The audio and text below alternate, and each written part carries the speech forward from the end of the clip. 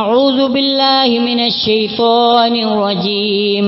بسم الله الرحمن الرحيم.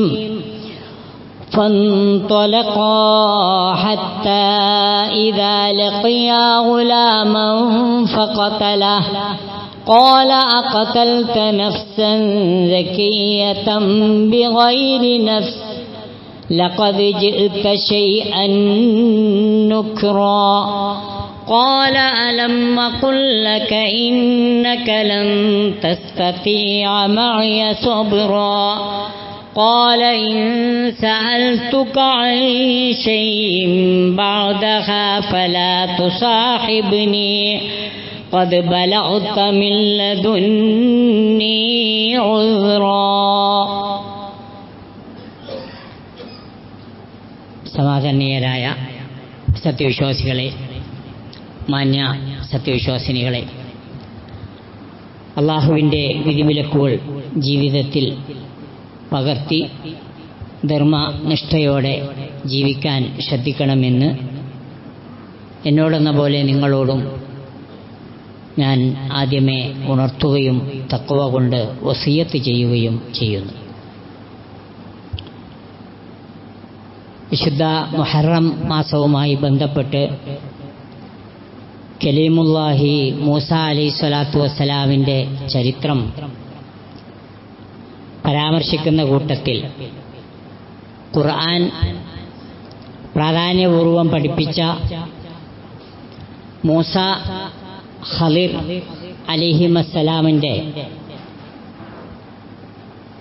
വളരെ പഠനാർഹമായ ഒരു ചരിത്രമാണ് നമ്മൾ കഴിഞ്ഞ ഖുതുബയിൽ കേട്ടത്. അതിൻ്റെ ഇമാം ബുഖാരി റഹിമഹുല്ല അദ്ദേഹത്തിൻ്റെ സഹീഹിൽ ഉദ്ധരിച്ചതുപോലെ മൂസ അലൈഹിസ്സലാത്തു വസ്സലാം ബനൂ ഇസ്രായേലിൽ പ്രസംഗിച്ചുകൊണ്ടിരിക്കെ സദസ്യരിൽ നിന്ന് ഒരാൾ ചോദിച്ച ചോദ്യമാണ്, നമ്മുടെ കൂട്ടത്തിൽ നിങ്ങളെക്കാൾ വിവരമുള്ള ആരെങ്കിലും ഉണ്ടോ എന്ന് മൂസാ നബിയോട് ചോദിച്ചപ്പോൾ അദ്ദേഹം ഇല്ല എന്ന് മറുപടി പറഞ്ഞതാണ് കാരണം. അവിടെ അദ്ദേഹം പറയേണ്ടിയിരുന്നത് എനിക്കറിയില്ല, അള്ളാഹു ആലം എന്നാണ്. ആ അള്ളാഹു ആലം എന്ന ആ ഒരു ചെറിയ പ്രയോഗത്തിൻ്റെ പ്രത്യേകത ഇൻഷാ അല്ലാഹ് നമ്മൾക്ക് പഠിക്കാം. ഇവിടെ ഈ ഒരൊറ്റ പ്രയോഗത്തിൽ, അതും ഒരു പ്രവാചകൻ, അങ്ങനെ ഒരു ചെറിയ തെറ്റുപോലും പ്രവാചകരിൽ നിന്ന് വരാൻ പാടില്ല. അത്രയേറെ സൂക്ഷ്മത പുലർത്തേണ്ടവരാണ് പ്രവാചക ശ്രേഷ്ഠന്മാർ. നമ്മൾ ചില മദ്രസകളിൽ നിന്നൊക്കെ ചെറുപ്പത്തിൽ പഠിക്കുമ്പോൾ നേരെ വിപരീതമാണ് പഠിച്ചിട്ടുള്ളത്. ചില കിതാബുകളിലൊക്കെ അങ്ങനെ എഴുതി ചേർത്തിട്ടുണ്ടല്ലേ, ചെറിയ തെറ്റൊക്കെ പ്രവാചകന്മാരെത്തുനിന്ന് വരാൻ. അത് തെറ്റാണ്. ആ ചെറിയ തെറ്റുപോലും അങ്ങേയറ്റം സൂക്ഷിക്കുന്നവരായിരുന്നു പ്രവാചക ശ്രേഷ്ഠന്മാർ എന്നതാണ് ശരി. ഏതായിരുന്നാലും അവിടെ വെച്ച് മൂസ അലൈഹിസ്സലാത്തു വസ്സലാമിനോട് അല്ലാഹു സുബ്ഹാനഹു വ തആല പറയുകയാണ്, താങ്കൾ ഒരു കാര്യം ചെയ്യണം. ജിബ്രീൽ അലൈഹിസ്സലാത്തു വസ്സലാം അള്ളാഹു മൂസാ നബി അലൈഹിസ്സലാത്തു വസ്സലാമിന് കൂടുതൽ വിജ്ഞാനം പഠിക്കുന്നതിന് വേണ്ടി മജ്മഉൽ ബഹ്റൈൻ എന്ന് പറയുന്ന സ്ഥലത്തേക്ക് പോകണമെന്ന് നിർദ്ദേശിക്കുകയുണ്ടായി ജിബ്രീൽ അലൈഹിസ്സലാത്തു വസ്സലാമിലൂടെ. തൂരിസീന പർവ്വതത്തിൻ്റെ തെക്കേ അറ്റത്ത് ചെങ്കടലുമായി സന്ധിക്കുന്ന പാറക്കെട്ടുകൾ നിറഞ്ഞ ഒരു പ്രത്യേക സ്ഥലമാണ് രണ്ട് ബഹറുകൾ സന്ധിക്കുന്ന മജ്മഉൽ ബഹ്റൈൻ. ഇന്ന് ആ പ്രദേശത്തിനൊക്കെ ചില പ്രത്യേക പേരുകളിലാണ് അറിയപ്പെടുന്നത്. എന്തായിരുന്നാലും മൂസാ അലൈഹിസ്സലാത്തു വസ്സലാം ഒരു സഹായിയെയും കൂട്ടി യാത്ര തിരിച്ചു. അവരുടെ ഭക്ഷണത്തിനു വേണ്ടി ഒരു മത്സ്യം കുട്ടയിലിട്ടിരുന്നു. ചില ഹദീസുകളിൽ പറയുന്നതനുസരിച്ച് മത്സ്യം ജീവനുള്ള മത്സ്യമായിരുന്നില്ല. അതൊരു ജീവൻ നശിച്ച മത്സ്യമായിരുന്നു. അങ്ങനെ ഒരു പ്രത്യേക സ്ഥലത്തെത്തിയപ്പോൾ അവിടെ ജീവജലം എന്നറിയപ്പെടുന്ന ഒരു പ്രത്യേക അരുവി ഒഴുകുന്ന സ്ഥലത്തെത്തിയപ്പോഴാണ് ഈ മത്സ്യത്തിൻ്റെ കൊട്ടയിലേക്ക് വെള്ളം തെറിച്ചതും ആ മത്സ്യത്തിന് ജീവൻ വെച്ചതും. അവിടുന്നാണ് ഈ മത്സ്യം പിന്നെ വെള്ളത്തിലേക്ക് ചാടിപ്പോകുന്നത്. ഇതൊക്കെ സാധാരണഗതിയിൽ നമുക്കിങ്ങനെ പറയുമ്പോൾ വളരെ അത്ഭുതവും കൗതുകവും ആശ്ചര്യമൊക്കെ തോന്നുമെങ്കിലും അള്ളാഹുവിൻ്റെ ഒരു മുഅ്ജിസത്താണത്. അവിടെയാണ് അവർക്ക് പഠിക്കാൻ, മൂസാ നബി അലൈഹി സ്വലാത്തു വസ്സലാമിന് പഠിക്കാൻ വേണ്ടി നിശ്ചയിക്കപ്പെട്ട മറ്റൊരു പ്രവാചകൻ ഖദിർ അലൈഹിസ്സലാം ഉള്ളത്. സമൂഹത്തിൽ ഖദിർ അലൈഹിസ്സലാമിനെ കുറിച്ച് ഒരുപാട് അന്ധവിശ്വാസങ്ങൾ നിറഞ്ഞു നിൽപ്പുണ്ട് എന്ന്, അത് ഏതൊക്കെയാണെന്നും കഴിഞ്ഞ ഖുതുബയിൽ നമ്മൾ കേൾക്കുകയുണ്ടായി. അതിൽ വളരെ പ്രധാനപ്പെട്ടതാണ് നമ്മളെ ചില പച്ചപോച്ച ലഹരി പുകക്കുന്ന ചില വ്യാജ വലിയമാര് സമൂഹത്തിൽ കൂടുതലുള്ളവർ വ്യാജ ഔലിയാക്കന്മാരാണ്. എല്ലാ വൃത്തികേടുകളുടെയും ആശാന്മാരായിരിക്കും അവർ ചിലപ്പോൾ അവകാശപ്പെടലുണ്ട്. എന്ത്? ഖിദ്ർ അലൈഹി സ്വലാത്തു വസ്സലാമിനെ നമ്മൾ കണ്ടു. അതൊരു വലിയ വങ്കത്താണ്. കാരണം ഖിദ്ർ ഒരു മനുഷ്യനാണ്, ഒരു പ്രവാചകനാണ്. ആ പ്രവാചക ശ്രേഷ്ഠനും മറ്റെല്ലാ പ്രവാചകന്മാരെ പോലെ എന്തുണ്ട്? മരണമുണ്ട്. ഒരിക്കലും ഖുലൂദ് എന്നൊന്നും ജീവിച്ചിരിക്കുക എന്ന ഒരു പ്രത്യേകത ഖിദ്ർ അലൈഹി സ്വലാത്തു വസ്സലാമിനും കൊടുത്തിട്ടില്ല. ഹദീസിൽ പരാമർശിക്കുന്നതനുസരിച്ച് ഖിദ്ർ അലൈഹിസ്സലാമിൻ്റെ ഒരു വലിയ സവിശേഷതയായിരുന്നു അദ്ദേഹം എവിടെ ചെന്നാലും, ഏത് മൊട്ടക്കുന്നിൽ ചെന്ന് ഇരുന്നാലും ആ പരിസര പ്രദേശങ്ങളിലൊക്കെ നല്ല പച്ചപ്പുണ്ടാവും. അവിടെ സസ്യലതാദികൾ മുളച്ചു പൊങ്ങും. ഒരു പച്ചപ്പ് നിലനിൽക്കുന്നത് കൊണ്ടാണ് ഖിദ്ർ എന്ന പേര് അദ്ദേഹത്തിന് വരാൻ കാരണമെന്ന് നബി സല്ലല്ലാഹു അലൈഹി വസല്ലമ പഠിപ്പിക്കുന്നതായി ഹദീസിൽ നമുക്ക് കാണാൻ പറ്റും. നമ്മൾ കഴിഞ്ഞ ഖുതുബയിൽ കേട്ടതനുസരിച്ച് മൂസാ അലൈഹി സ്വലാത്തു വസ്സലാം ഖിദ്ർ അലൈഹി സ്വലാത്തു വസ്സലാമിനെ കാണുകയാണ്.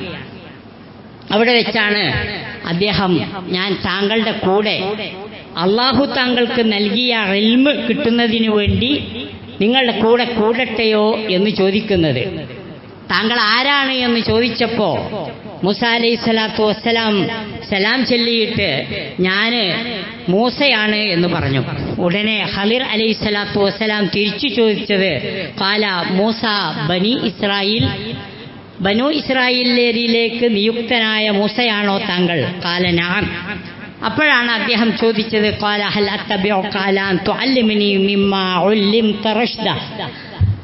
അപ്പോൾ ഖിദ്ർ അലൈഹി സ്വലാത്തു വസ്സലാം അതിനു മറുപടിയായി മൂസാ അലൈഹി സ്വലാത്തു വസ്സലാമിനോട് പറഞ്ഞത്, ഇന്നക അലാ ഇൽമിൻ മിൻ ഇൽമില്ലാഹ് അല്ലമകഹുല്ലാഹ് ലാ അഅലമു.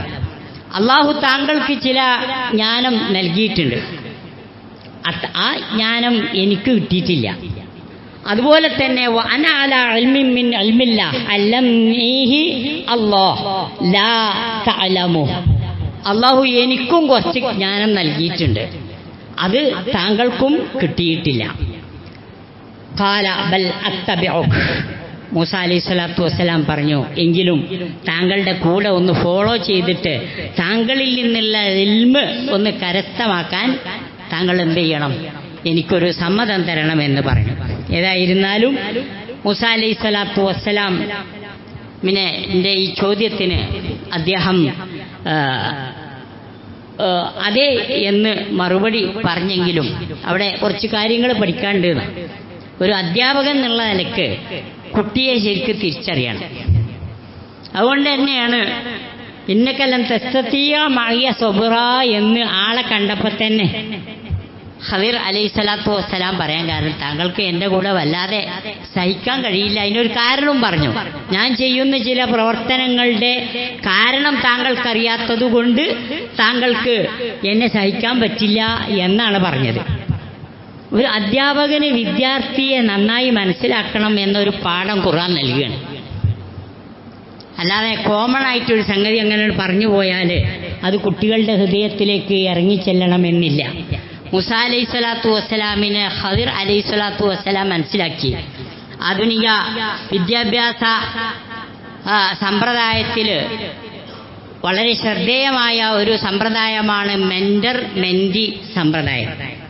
മെന്ററാണ് ഇപ്പോഴത്തെ അധ്യാപകന്മാർ. പണ്ടത്തെ ആ ടീച്ചർ എന്നുള്ളടത്ത് പോയിക്കണം. അത് മുറബി എന്നോ മുർഷിദ് എന്നോ ഒക്കെ അർത്ഥം കൽപ്പിക്കാവുന്ന ഒരു സ്ഥാനത്താണ് ഇന്ന് അധ്യാപകൻ ഉള്ളത്. എന്നുവെച്ചാൽ കേവലം പഠിപ്പിച്ചു പോവുക എന്നുള്ളതല്ല, ആ കുട്ടിയുടെ സർവതോമുഖമായ പുരോഗതിക്ക് പറ്റിയ രൂപത്തിൽ ആ കുട്ടിയെ കൃത്യമായി പഠിച്ചറിയാൻ ഒരു അധ്യാപകന് കഴിയണം. മുഹമ്മദ് മുസ്തഫ സല്ലല്ലാഹു അലൈഹി വസല്ലമയാണ് ലോകത്ത് ഏറ്റവും നല്ല അധ്യാപനത്തിനുള്ള മാതൃക. അതുകൊണ്ട് തന്നെ മുഹമ്മദ് നബി സല്ലല്ലാഹു അലൈഹി വസല്ലമയോട് ആരെങ്കിലും സഹാബത്ത് വല്ല ചോദ്യം ചോദിച്ചാൽ എല്ലാവരോടും ഒരേ ഉത്തരമല്ല പറഞ്ഞിട്ടുള്ളത്. ആൾക്കും തരത്തിനും സാഹചര്യത്തിനും സന്ദർഭത്തിനൊക്കെ അനുസരിച്ചായിരുന്നു മുഹമ്മദ് മുസ്തഫ സല്ലല്ലാഹു അലൈഹി വസല്ലമ സഹാബത്തിന് ഇൽമ് നൽകിയിട്ടുള്ളത്. ഇത് അധ്യാപനത്തിൽ ശ്രദ്ധിക്കേണ്ട ഒരു കാര്യമാണ്. ഏതായിരുന്നാലും മൂസാ അലൈഹി സ്വലാത്തു വസ്സലാം അത് സമ്മതിച്ചപ്പോൾ അവിടെ മൂസാ അലൈഹി സ്വലാത്തു വസ്സലാമും അതുപോലെ തന്നെ ഖദിർ അലൈഹിസ്സലാമും യാത്ര ആരംഭിക്കുകയാണ്. ഖുർആൻ ദീർഘമായിട്ട് ആ കഥ നമുക്ക് പറഞ്ഞു തരുന്നുണ്ട്. നമ്മൾ പലപ്പോഴും അത് വെറുതെ അങ്ങ് വായിച്ചു പോവുകയാണ് പതിവ്.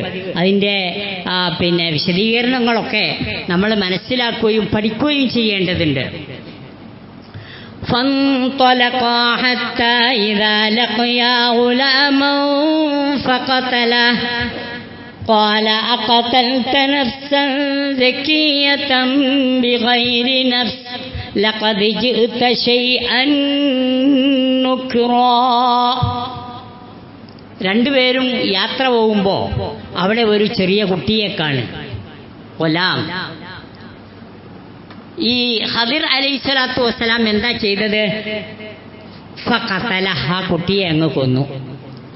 ഖാല അഖതൽത നഫ്സൻ സകിയ്യ ബിഗൈരി നഫ്സ്. വേറെ ഒരാളെ കൊല്ലണം എന്നുണ്ടെങ്കിൽ മറ്റൊരാളെ കൊന്നതിൻ്റെ പ്രതികാരമെന്നോണം വേണം അതിനെ വേറൊരാളെ കൊല്ലാൻ. അതിന് മാത്രമേ ഇസ്ലാമിൽ അനുവദനീയുള്ളൂ.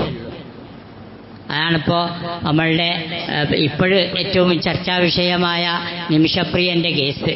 ഇസ്ലാമിൻ്റെ ക്രൂരതല്ല അവിടെ എടുത്തു പറയുന്നത്. തൻ്റെ കൂടെ ജോലി ചെയ്തിരുന്ന അല്ലെങ്കിൽ സേവനം ചെയ്തിരുന്നോ എന്തോ ആകട്ടെ, ഒരു പൗരനെ, ഒരു യമൻ പൗരനെ മയക്കുമരുന്ന് ഓവർഡോസ് കൊടുത്ത് അയാളുടെ മരണത്തിലേക്ക് തള്ളിയിട്ടു എന്നും അതിനുശേഷം ഒരു സഹായി എന്ത് ചെയ്തു, 110 കഷ്ണാക്കി അത് ടാങ്കിലിട്ടു എന്നുമാണ്. ഇസ്ലാമിൽ ഒരു ഡെഡ് ബോഡി മ്യൂട്ടിലേറ്റ് ചെയ്യുക എന്ന് പറഞ്ഞാൽ വലിയ അപരാധവും വലിയ ഒരു തെറ്റുമായിട്ടാണ് കാണുന്നത്. ഒരാളെ കൊന്നതുപോലെ അല്ലെങ്കിൽ അതിനേക്കാളും വലിയ തെറ്റാണ് ഏത്, ഒരു മയ്യത്തിനെ അനാദരിക്കുക എന്നത്. അങ്ങനെയൊക്കെയുള്ള കേസുകളാണ്. ഏതായിരുന്നാലും ഒരു ആളെ കൊന്നതിന് പകരമായിട്ടല്ലാതെ കൊല ഇസ്ലാം അനുവദിക്കുന്നില്ല. ഇവിടെയാകട്ടെ ഒരു കുഞ്ഞിനെയാണ് അടിച്ചു കൊന്നിരിക്കുന്നത്. ഇതെങ്ങനെ ന്യായീകരിക്കാനാവും? മൂസാ അലൈഹി സ്വലാത്തു വസ്സലാം നീതിക്ക് വേണ്ടി ശബ്ദിക്കുന്ന ഒരു പ്രവാചക ശ്രേഷ്ഠനാണ്. ആ പ്രവാചക ശ്രേഷ്ഠന് ഇതൊട്ടും ദഹിച്ചില്ല. അദ്ദേഹം അത് ചോദ്യം ചെയ്തു. ലഖദ് ജിഅ്ത ശൈഅൻ നുക്റ, വല്ലാത്ത ആക്ഷേപാർഹമായ ഒരു കാര്യമാണല്ലോ താങ്കൾ ഈ ചെയ്തത് എന്ന് ഖദിർ അലൈഹി സ്വലാത്തു വസ്സലാമിനോട് മൂസാ അലൈഹി സ്വലാത്തു വസ്സലാം പറഞ്ഞു. അവിടെ മൂസാ അലൈഹി സ്വലാത്തു വസ്സലാമിന് ഖദിറിൽ നിന്ന് കിട്ടുന്ന മറുപടി എന്താണ്? قال ألم أقل لك إنك لن تستطيع معي صبرا. താങ്കളോട് ഞാൻ പറഞ്ഞിട്ടുണ്ടല്ലോ താങ്കൾക്ക് എൻ്റെ കൂടെ ക്ഷമിക്കാൻ സാധ്യമാവുകയില്ലെന്ന്. അതാണ് ഇവിടെ സംഭവിച്ചിട്ടുള്ളത്. കാര്യത്തിൻ്റെ പൊരുൾ അറിയാതെ എന്ത് ചെയ്തു? മൂസാ അലൈഹി സ്വലാത്തു വസ്സലാം കണ്ട മാത്രയിൽ അതിനെ പ്രതികരിച്ചു. قال إن سألتك عن شيء بعدها فلا تصاحبني قد بلغت من لدني عذرا. മൂസ അലൈഹിസ്സലാത്തു വസ്സലാം അതിനുള്ള ഒരു മറുപടി എന്നോണം പറഞ്ഞത് ഇങ്ങനെയാണ്: ഇനി വല്ലതും ഇങ്ങനെയൊക്കെ കാണുമ്പോൾ ഞാൻ പ്രതികരിക്കുകയാണെങ്കിൽ ഒരിക്കലും എൻ്റെ ഭാഗത്തു നിന്ന് അങ്ങനെ അത് വന്നാൽ താങ്കൾ എന്നോട് പിന്നെ സഹവസിക്കേണ്ടതില്ല. എൻ്റെ പക്കൽ നിന്നു തന്നെ താങ്കൾക്ക് ഇതൊരു ഉദ്റായിട്ട് ഞാൻ ബോധിപ്പിക്കുകയാണ്, ഒരു പ്രതിബന്ധം എന്ന നിലക്ക് ബോധിപ്പിക്കുകയാണ്. യാത്ര തുടരുകയാണ്. ഒക്കെ വിശദീകരിക്കേണ്ടതുണ്ട്, പക്ഷേ സമയമില്ല. قال فانطلقا حتى إذا أتيا أهل قرية استطعما أهلها فأبوا أن يضيفوهما فوجدا فيها جدارا يريد أن ينقض فأقامه قال لو شئت لاتخذت عليه أجرا. അങ്ങനെ സഞ്ചാരത്തിനിടയിൽ വേറൊരു നാട്ടിലെത്തി. അവിടെ എത്തിയപ്പോഴേക്കും ഇവർ യാത്രികരാണ്, വല്ലാതെ വിശന്നിട്ടുണ്ട്. അതുകൊണ്ട് നാട്ടുകാരോട് ചോദിച്ചു, ഞങ്ങൾക്ക് വല്ലതും തരണം, ഞങ്ങൾ ഇവിടുത്തേരല്ല, ഈ നാട്ടിൽ ഞങ്ങൾ അതിഥികളാണ്, ഞങ്ങളെ നിങ്ങളൊന്ന് റെസ്പെക്റ്റ് ചെയ്യണം, വല്ലതും തരണം എന്ന് ആവശ്യപ്പെട്ടു. പക്ഷേ ആ നാട്ടിലെ ഒരൊറ്റ മനുഷ്യന്മാരും അതിന് തയ്യാറായില്ല, ആരും ഒന്നും കൊടുത്തില്ല. അതുകൊണ്ട് തന്നെ അവരോട് വല്ലാത്തൊരു അമർഷത്തിൽ ഇങ്ങനെ നിൽക്കുന്ന സന്ദർഭത്തിലാണ് ഖളിർ അലൈഹിസ്സലാത്തു വസ്സലാം ഒരു മതില് കുറച്ച് പൊളിഞ്ഞാടാൻ നിൽക്കുന്ന രംഗം കണ്ടത്. മൂസ അലൈഹിസ്സലാത്തു വസ്സലാമിനോട് പറഞ്ഞു, നമുക്ക് ഈ മതിലൊന്നാണ് ശരിയാക്കി കൊടുക്കുക.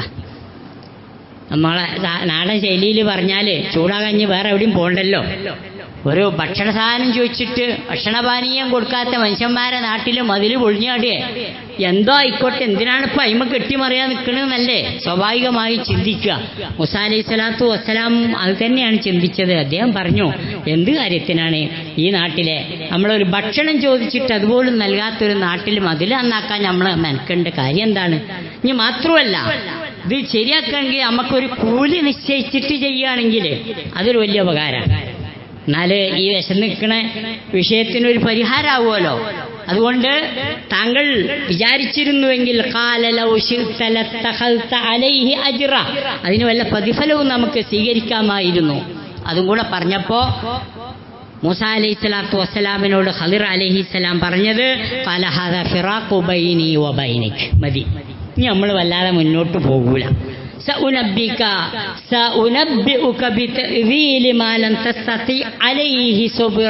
ഇതുവരെ ക്ഷമിക്കാൻ പറ്റാത്ത സംഗതി ഉണ്ടല്ലോ, അതിൻ്റെയൊക്കെ വ്യാഖ്യാനം ഇനി ഞാൻ താങ്കൾക്ക് പറഞ്ഞു തരാം എന്ന് പറഞ്ഞിട്ട് അതിൻ്റെ വ്യാഖ്യാനം പറഞ്ഞു കൊടുക്കുകയാണ്. എന്തായിരുന്നു, എന്തിനായിരുന്നു ആ കുട്ടിയെ കൊന്നത്? അത് അള്ളാഹുവിൽ നിന്ന് കിട്ടിയ ഇൽമിൻ്റെ അടിസ്ഥാനത്തിലാണ്. ആ കുട്ടി വലുതാവുകയാണെങ്കിൽ ആ നാട്ടിൽ തന്നെ വലിയ കുഴപ്പമാവും. അതുകൊണ്ട് മാതാപിതാക്കൾക്ക് വലിയ ഭീഷണിയായി മാറുന്ന ആ കുട്ടിയെ കൊല്ലാൻ അള്ളാഹുവിൻ്റെ കൽപ്പന അനുസരിച്ച് ചെയ്തതാണ്. ആ കുട്ടിയെ കൊന്നത് അങ്ങനെയാണ്. ആ കപ്പലിൽ ഓട്ടാക്കിയല്ലോ, ആദ്യം ചെയ്ത പണി അതാണ്. അതെന്താന്ന് ചോദിച്ചാൽ, ആ കപ്പൽ പാവപ്പെട്ട കുറച്ച് ആളുകളുടെ കപ്പലാണ്. നല്ല ലോഡഡായ കപ്പലാണ്, അതിൽ സാധന സാമഗ്രികൾ നിറച്ചിട്ടുണ്ട്.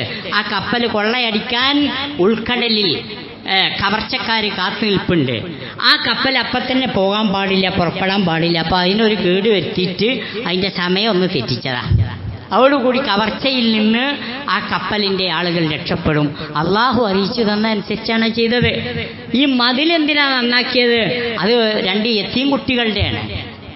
ചെറുപ്പത്തിൽ തന്നെ അവരുടെ മാതാപിതാക്കൾ അവർക്ക് നഷ്ടപ്പെട്ടിട്ടുണ്ട്. അപ്പോൾ പിന്നീട് മക്കൾക്ക് ഉപകരിക്കാൻ വേണ്ടി അന്നത്തെ സിസ്റ്റം അനുസരിച്ച് ആ മാതാപിതാക്കൾ എന്ത് ചെയ്തിട്ടുണ്ട്? ഒരു നിധി ഈ മതിലിൻ്റെ അടിയിൽ സൂക്ഷിച്ചു വെച്ചിട്ടുണ്ട്. മതിൽ പാടെ പൊളിഞ്ഞു പോവുകയാണെങ്കിൽ ഈ കുട്ടികൾക്ക് ആ നിധി പിന്നീട് ലഭിക്കില്ല. അവ കുട്ടികൾക്ക് പ്രായപൂർത്തിയാകുന്ന അത്രയും കാലം, അവർ വലുതാകുന്ന അത്രയും കാലം ആ മതിൽ അവിടെ നിലനിൽക്കണം. അങ്ങനെ ചെയ്താ ഇതൊക്കെ മറഞ്ഞ കാര്യമാണ് ഈ പറഞ്ഞതൊക്കെ. അപ്പോ അതിനർത്ഥം പ്രവാചകന്മാർക്കെല്ലാം മറഞ്ഞ കാര്യം അറിയും എന്നല്ല. ഈ സന്ദർഭത്തിൽ ഇമാം ബുഖാരി ഉദ്ധരിക്കുന്ന ഹദീസിൽ പഠിപ്പിക്കുന്നുണ്ട്, അവിടെ കടൽക്കരയിൽ ഒരു ചെറിയ കുഞ്ഞു പക്ഷി വെള്ളം കുടിക്കുന്നുണ്ട്. ഖദിർ അലൈഹിസ്സലാത്തു വസ്സലാം അത് കാണിച്ചു കൊടുത്തു. ഈ കടലിൽ നിന്ന് വെള്ളം കുടിക്കുന്ന പക്ഷിയെ കണ്ടോ താങ്കൾ? അതെ. എങ്കിൽ അതുപോലെയാണ് എനിക്ക് ഇപ്പോൾ അള്ളാഹു അറിയിച്ചു തന്നിട്ടുള്ള അള്ളാഹുവിന്റെ ഇൽമ്. അള്ളാഹുവിന്റെ ഇൽമ് ഈ പാരാവാരം പോലെ നിറഞ്ഞ് പ്രവിശാലമായി കിടക്കുകയാണ്. അതിൽ നിന്ന് ഒരു പക്ഷിക്കുഞ്ഞിന് എടുക്കാവുന്ന വെള്ളത്തുള്ളികളെക്കുറിച്ച് താങ്കളൊന്ന് ആലോചിച്ച് നോക്കൂ. അത്രയും നിസ്സാരമാണ് അള്ളാഹു എനിക്ക് നൽകിയ ഇൽമുകൾ. ഇതൊക്കെ വലിയ വലിയ സന്ദേശങ്ങളും പാഠങ്ങളും നൽകുന്നുണ്ട്. ഖുതുബയുടെ ആരംഭത്തിൽ ഞാൻ സൂചിപ്പിച്ചതുപോലെ വെറുതെ വലിയന്റെ വേഷം കെട്ടി മറഞ്ഞ കാര്യം അറിയുമെന്ന് വാദിക്കുന്ന നല്ലൊരു പറ്റം ആളുകൾ, തട്ടിപ്പ് സംഘം നമ്മുടെ നാട്ടില് മതത്തിന്റെ ആളുകളായി നിലനിൽക്കുന്നുണ്ട്. അല്ലാഹു സുബ്ഹാനഹു വ തആല മറഞ്ഞ കാര്യം ആർക്കും അറിയിച്ചു കൊടുക്കുകയില്ല. ആർക്കല്ലാതെ? അള്ളാഹു കൃത്യമായി പറഞ്ഞു, അവന്റെ തൃപ്തിപ്പെട്ട പ്രവാചകന്മാർക്കല്ലാതെ. അതും എപ്പോഴും അറിയിച്ചു കൊടുക്കൂല. അറിയിച്ചു കൊടുത്ത കാര്യങ്ങൾ മാത്രം ആ സന്ദർഭത്തിലെ അവർക്കറിയാൻ കഴിയൂ. അലിമുൽ ഗൈബ് ഫലാ യുദ്ഹിറു അലാ ഗൈബിഹി അഹദ. ഈ സന്ദേശമൊക്കെ ഖുർആനൊക്കെ പഠിപ്പിച്ചു തരുന്നുണ്ട്. ഈ ആൾക്കാർ തന്നെയാണ് ഈ മാലപ്പാട്ടും മൗലൂദൊക്കെ ഓതുന്നത്. എന്താണ്?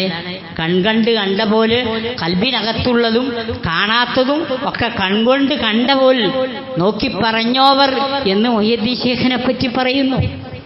ഇവിടെയുള്ള ഓരോ ഔലിയ ചമഞ്ഞ് നടക്കുന്ന ആളുകളെ പറ്റിയും അങ്ങനെ വാദിക്കുന്നു. എന്ത്? അവർക്കൊക്കെ മറഞ്ഞതറിയാനുള്ള കഴിവുണ്ട്. അത് വിശുദ്ധ ഖുർആനിന്റെ അധ്യാപനത്തിനെതിരാണ്, ഇസ്ലാം പഠിപ്പിക്കുന്ന വിശ്വാസങ്ങൾക്കെതിരാണ്. ഇങ്ങനെയുള്ള പാഠങ്ങളൊക്കെ അല്ലാഹു സുബ്ഹാനഹു വ തആല ഈ ചരിത്രകഥയിലൂടെ നമ്മളെ പഠിപ്പിക്കുകയാണ്. അത്തരം പാഠങ്ങളിൽ നിന്നും നമ്മൾ സന്ദേശവും പാഠവും ഉൾക്കൊള്ളുകയും അല്ലാഹുവിന്റെ യഥാർത്ഥ അടിമകളായി ജീവിക്കാൻ ശ്രദ്ധിക്കുകയും ചെയ്യുക. അല്ലാഹു നമ്മെ അനുഗ്രഹിക്കുമാറാകട്ടെ.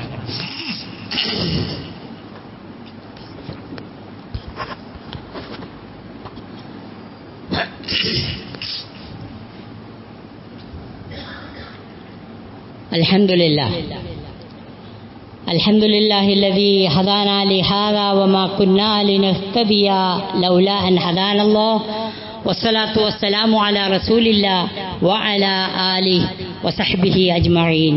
അയ്യുഹന്നാസ് ഇത്തഖുല്ലാഹ ഹഖ്ക തുഖാതി വലാ തമൂതുന്ന ഇല്ലാ വഅൻതും മുസ്ലിമൂൻ.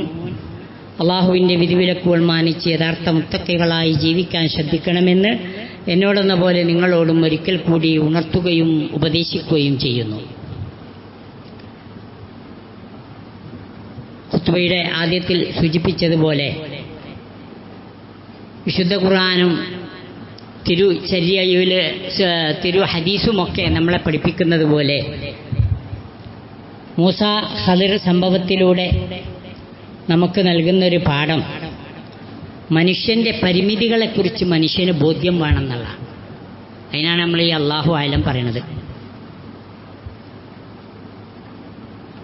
പ്രവാചകൻ സല്ലല്ലാഹു അലൈഹി വസല്ലമ പ്രവാചകനാണോ എന്നറിയാൻ വേണ്ടി ജൂതന്മാരൊരു പരീക്ഷണാർത്ഥം നബി സല്ലല്ലാഹു അലൈഹി വസല്ലമയുടെ അടുത്തേക്ക് ഒരിക്കൽ ആളെ വിട്ട് എന്താണ് ജീവൻ എന്നൊന്ന് ചോദിക്കാൻ പറഞ്ഞു. യസ്അലൂനക അനിർ റൂഹ്, ജീവൻ എന്താണ്?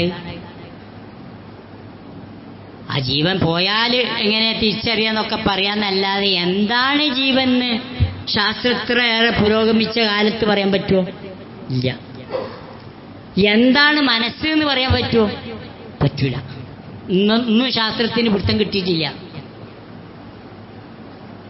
മനുഷ്യനുണ്ടായത് മുതൽക്ക് മനുഷ്യന്റെ അന്വേഷണം ആ വഴിക്ക് പോയിട്ടുണ്ട്. എന്താണ് മനസ്സ് എന്നറിയാന്. അവന്റെ മനസ്സ് കെട്ടിയാന്ന് നമ്മൾ കേട്ടിട്ടുണ്ട്. അവിടെ മനസ്സൊന്ന് വേറെ. നിങ്ങളാ പറഞ്ഞ എനിക്ക് മനസ്സിലായിട്ടില്ല എന്ന് പറയാറുണ്ട്. അവിടെയും മനസ്സ് എന്നത് നമ്മളുടെ ആ സങ്കല്പത്തിൽ വേറൊരു സംഗതിയാണ്. നീ ആ പറഞ്ഞ വർത്താനെന്റെ മനസ്സ് തട്ടിയിട്ടുണ്ട് എന്ന് പറയുമ്പോൾ അങ്ങനെ മനസ്സുമായി ബന്ധപ്പെട്ട് പല പ്രയോഗങ്ങളും നമ്മൾ പ്രയോഗിക്കുമ്പോഴും എന്താണ് മനസ്സെന്ന് ചോദിച്ചാൽ കൃത്യമായി പറയാൻ നമുക്ക് കഴിഞ്ഞിട്ടില്ല. വിശുദ്ധ ഖുർആനില് ഒരു അധ്യായമുണ്ട്. സൂര്യൻ എന്നാണ് ആ അധ്യായത്തിന്റെ പേര്, അശ്ശംസ്. അതില് അല്ലാഹു സുബ്ഹാനഹു വ തആല ആ സൂറയിലെ വാനലോകത്തെക്കുറിച്ച് പരാമർശിക്കുന്നുണ്ട്. വസ്സമാഇ വമാ ബനാഹാ വൽഅർളി വമാ തഹാഹാ വനഫ്സിൻ വമാ സവ്വാഹാ. ഓരോന്നും വിശദീകരിക്കണം. ഈ 3 കൊച്ചു സൂക്തങ്ങളാണ് നമ്മൾ കേട്ടു. ഓരോന്നും വിശദീകരിക്കണമെങ്കിൽ ധാരാളം മണിക്കൂറുകൾ വേണം. വസ്സമായി വമാ ബനാഹ, ആകാശലോകം. ജെയിംസ് വെബ് വന്നപ്പോ പണ്ടത്തെ ആകാശമല്ല ഇപ്പത്തെ ആകാശം, പണ്ടത്തെ പ്രപഞ്ചമല്ല ഇപ്പത്തെ പ്രപഞ്ചം. യൂണിവേഴ്സ് എന്നതിൻ്റെ ആ സങ്കല്പമൊക്കെ മാറിയിട്ടുണ്ട്. അത്രമാത്രം പ്രവിശാലമാണ് ആ മഹാലോകം. വസ്സമായി വമാ ബനാഹ, അനന്തം അജ്ഞാതം അവർണ്ണനീയം. ഈ ഭൂമി ഗോളം തിരിയുന്ന മാർഗം, അതിങ്ങനെ എങ്കാണ്ടൊരിടത്ത് നിന്ന് നോക്കുന്ന മത്യൻ കഥയന്തറിഞ്ഞ് എന്ന ആ ഒരു കവിതാശകലുണ്ടല്ലോ, ഓരോ മനുഷ്യന്റെയും മനസ്സിൽ തട്ടുന്നതാണ്. എന്താ നമുക്കറിയാം ഈ ലോകത്തെപ്പറ്റി, പ്രപഞ്ചത്തെപ്പറ്റി, ഈ പ്രവിശാലമായ യൂണിവേഴ്സിനെ കുറിച്ച് ഒന്നും അറിയില്ല. അവിടെയൊക്കെ ഈ അത്യന്താധുനിക യുഗത്തിലും മനുഷ്യൻ ഒരു വലിയ ശൈശവഘട്ടത്തിലാണെന്നർത്ഥം. അവിടെയാണ് അള്ളാഹ് ചോദിക്കുന്നത്, വനഫ്സിൻ വമാ, പറയുന്നത് വനഫ്സിൻ വമാ സവ്വാഹ, മനസ്സിനെയും ആ മനസ്സിനെ സംവിധാനിച്ച രീതിയെയും തന്നെയാണ് സത്യം. ഇതൊക്കെ ഇങ്ങനെ മുന്നിൽ വെക്കുമ്പോഴാണ് വിശുദ്ധ ഖുർആനിലെ സൂറത്തുൽ ഇസ്രായിലെ ഈ ആയത്ത്, വയസ്അലൂനക അനിർ റൂഹ്, റൂഹിനെ കുറിച്ച് പ്രവാചകരെ താങ്കളോട് ചോദിക്കും. അത് പറഞ്ഞു കൊടുത്തിട്ട് കാര്യമില്ല, കാരണം അത് ഉൾക്കൊള്ളാൻ കഴിയൂല. അതുകൊണ്ട് അതിന് മറുപടി എന്നോണം വേറൊരു കാര്യം അല്ലാഹ് പറയുന്നത്. എന്താണത്? ഖുലിർ റൂഹു മിൻ അംരി റബ്ബി, അതൊക്കെ റബ്ബിന്റെ കാര്യത്തിലും കൽപ്പനയിലും ഒക്കെ പെട്ട സംഗതിയാണ്, അത്ര മനസ്സിലാക്കിയാൽ മതി. ഒന്നും കൂടെ സൂചിപ്പിച്ചു. അതെന്താണ്? വമാ ഊതീതും മിനൽ ഇൽമി ഇല്ലാ ഖലീല, നിങ്ങൾക്ക് കുറച്ചേ ഇൽമ് കിട്ടിയിട്ടുള്ളൂ, അതാണ് യാഥാർത്ഥ്യം. അതുകൊണ്ടാണ് എല്ലാ മഹാരഥന്മാരായ പണ്ഡിതന്മാരും അവർ വിജ്ഞാനം നമുക്ക് നൽകുമ്പോഴും അതിൻ്റെ അവസാനം അത് അവസാനിപ്പിക്കുന്ന എങ്ങനെയെന്നറിയോ? അല്ലാഹു അഅലം എന്ന് പറഞ്ഞിട്ടാണ്. അതൊരു വലിയ മര്യാദയാണ്. ഒക്കെ എനിക്കറിയുന്ന ആരെങ്കിലും എപ്പോഴെങ്കിലും പറഞ്ഞിട്ടുണ്ടെങ്കിൽ ഓനാണ് ലോകത്തെ ഏറ്റവും വലിയ പടുവിഡ്ഢി. കാരണം മനുഷ്യന്റെ ഇൽമ് പരിമിതമാണ്, അവന്റെ കാഴ്ച പരിമിതമാണ്, അവന്റെ കേൾവി പരിമിതമാണ്, അവന് ഉൾക്കൊള്ളാവുന്ന സംഗതിയും പരിമിതമാണ്.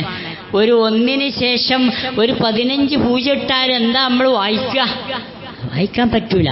ഒരു കോടി വരെ പറയും, പിന്നെ കോടി എന്ന് പറയും, പിന്നെ പറഞ്ഞോനാണ്ട് കോടുക എന്നല്ലാതെ അതിൻ്റെ അപ്പുറത്തേക്ക് പറയാൻ പോലും കഴിയൂല എന്നുള്ളതാണ്. ഇത്രയേ ഉള്ളൂ മനുഷ്യന്റെ കഴിവ്. ഇതാണ്. അപ്പോ അല്ലാഹു അഅലം എന്നത് വലിയ വൈജ്ഞാനികമായി ചിന്തിക്കുകയാണെങ്കിൽ അതൊരു വല്ലാത്ത ഒരു ഇൽമാണ്, അതൊരു വലിയ അള്ളാഹുവിനോട് കാണിക്കുന്ന അദബാണ്, അതൊരു ആലിമിൽ നിന്ന് വരേണ്ട, ഒരു മനുഷ്യനിൽ നിന്ന് വരേണ്ട വല്ലാത്ത ഒരു തഖ്വയും വിനയവുമാണ്. അതുപോലെ തന്നെ വൈബിയായ കാര്യങ്ങൾ തനിക്ക് അറിയില്ല എന്ന ആ ഉറച്ച നിലപാടാണ്. ഒന്നുമില്ലല്ലോ യഥാർത്ഥത്തിൽ സത്യത്തിൽ വിശ്വാസികളെടുത്തുനിന്ന് എന്ത് ചോദിച്ചാലും 10 കൊടുക്കണ എത്ര ആളുണ്ടെന്നറിയോ? ഇനി അറിയുമെങ്കിൽ പറഞ്ഞിട്ടുണ്ടല്ലോ, എന്ത് എൻ്റെ അറിവ് വെച്ചാണ് ഞാൻ ഈ പറഞ്ഞിട്ടുള്ളത്, നിങ്ങളെന്ത് ചെയ്യണം, ഇതേക്കുറിച്ച് കൂടുതൽ പഠിക്കണം, വേറെ ആരോടെങ്കിലും ഒന്നും കൂടെ ഒക്കെ ചോദിച്ച് പഠിച്ചാളി എന്നുള്ള ആ രൂപത്തിൽ പോലും പറയില്ല. ചോദിച്ചണീൻ്റെ ഇടയ്ക്ക് ഫത്വ ചാടുകയാണ്. അത് അവൻ്റെ ഏറ്റവും വലിയ ജഹാലത്താണ്. അപ്പൊ അല്ലാഹു അഅലം എന്ന വാക്ക് ഹക്കിലേക്കുള്ള ഒരു തിരിച്ചുപോക്കാണ്. ഒപ്പം പ്രവാചക പുങ്കവന്റെ ഒരു സുന്നത്ത് പിമ്പറ്റലാണ് യഥാർത്ഥത്തിൽ അല്ലാഹു അഅലം എന്ന വാക്ക്.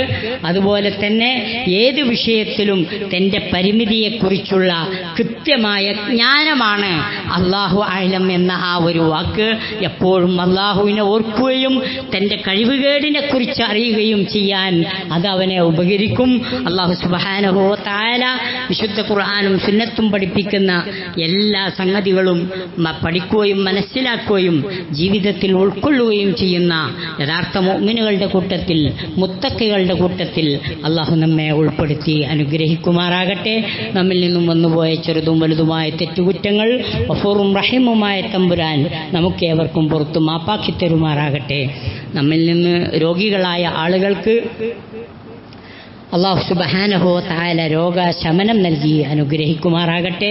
നമ്മിൽ നിന്നും മരണപ്പെട്ടുപോയ മാതാപിതാക്കൾ, ബന്ധുമിത്രാദികൾ, സഹോദരി സഹോദരങ്ങൾ, ഉറ്റവർ കൂടിയവർ എല്ലാവർക്കും അല്ലാഹു സുബ്ഹാനഹു വ തആല മഗ്ഫിറത്തും റഹ്മത്തും പ്രദാനം ചെയ്യുകയും അല്ലാഹുവിൻ്റെ ജന്നാത്തുൽ ഫിർദൗസിൽ അവരെയും നമ്മയും അല്ലാഹു ഒരുമിച്ച് കൂട്ടുകയും ചെയ്യുമാറാകട്ടെ. അല്ലാഹുമ്മ ഗ്ഫിർ ലിൽ മുഅ്മിനീന വൽ മുഅ്മിനാത്ത് വൽ മുസ്ലിമീന വൽ മുസ്ലിമാത്ത് അൽ അഹ്യാഇ മിൻഹും വൽ അംവാത്ത് യാ മുജീബദ് ദഅവാതി ويا قاضي الحاجات. اللهم اغفر لنا ولإخواننا الذين سبقونا بالإيمان ولا تجعل في قلوبنا غلا للذين آمنوا ربنا إنك رؤوف رحيم والحمد لله رب العالمين وارحمنا بأنواع رحمتك يا